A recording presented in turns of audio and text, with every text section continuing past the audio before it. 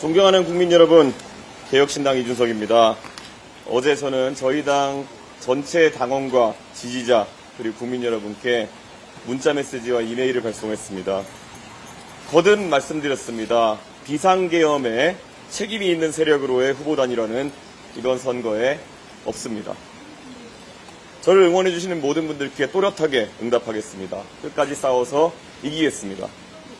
어제 편지에서 말씀드렸던 것처럼 오늘 우리가 함께 만드는 역사를 훗날 우리의 후손들이 전설처럼 이야기하는 날이 분명 있을 겁니다. 거침없이 전진합시다. 이 반전의 역사 위에 제가 가장 먼저 뛰어드는 퍼스트 펭귄의 역할을 마다하지 않겠습니다.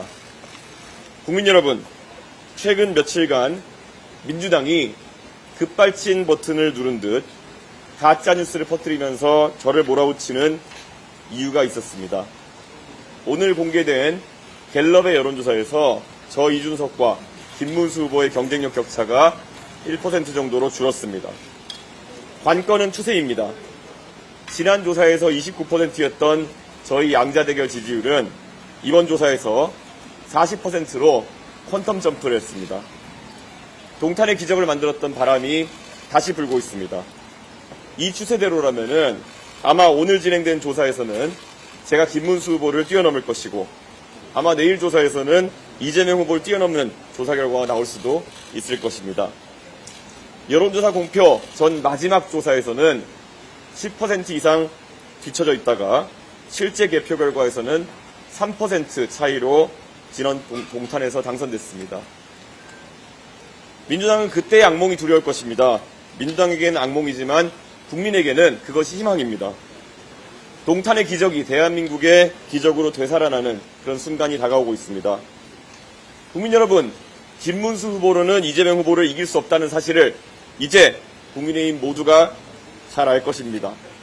그럼에도 그들이 버티는 이유는 그들에게는 당선보다 당권이 우선이기 때문입니다.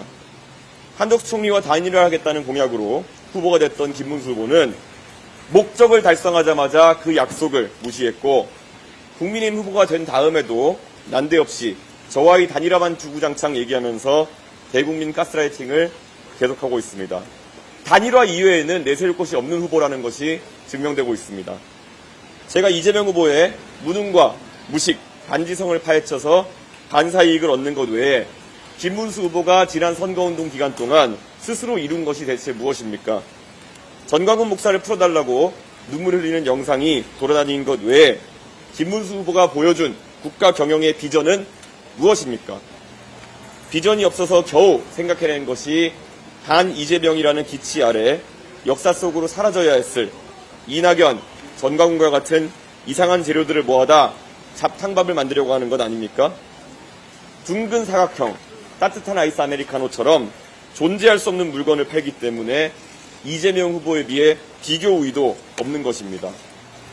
고정표를 바탕으로 여론조사 최대치까지 올랐다가 이제 추락만 남은 김문수 후보가 있고 추세로 밀고 올라가 끝내 이재명 후보를 뒤집을 에너지가 충분한 저 이준석이 있습니다.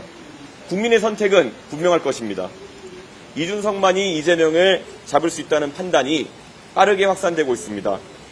2030 세대에서 시작된 이 혁명의 바람은 놀라운 속도로 전 세대로 확장되고 있습니다. 지금 민주당은 두려울 것입니다. 공표에 질려 있습니다.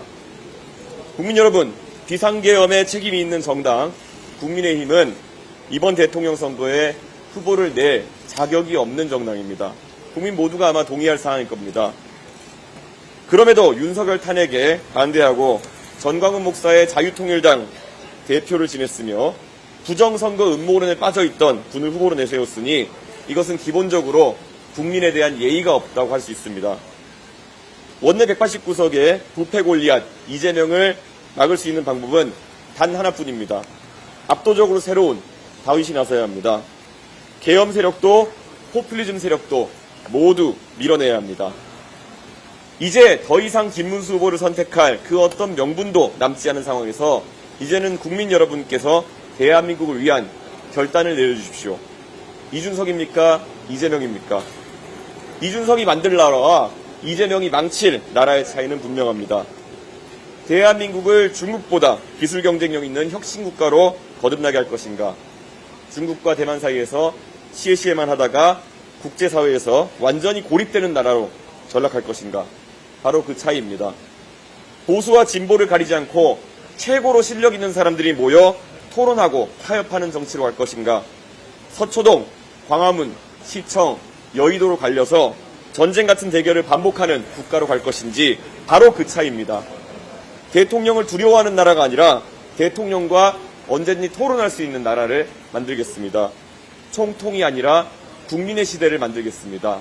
그게 바로 이준석 정부입니다. 국민 여러분, 결단의 시간입니다. 어둠이 물러나니 해가 뜨는 것이 아니라 해가 뜨기 때문에 어둠이 물러나는 것입니다. 겨울이 물러나서 봄이 오는 것이 아니라 봄이 차올라서 겨울을 밀어내는 것입니다. 어둠이 편이 된 햇볕은 어둠을 밝힐 수가 없습니다. 이재명은 세상을 바꿀 수 없습니다. 오늘 밤 마지막 TV 토론을 보시면 판단은 더욱 분명해질 것입니다. 이준석에게 압도적 지지를 몰아주십시오. 반드시 승리해서 보답하겠습니다. 감사합니다.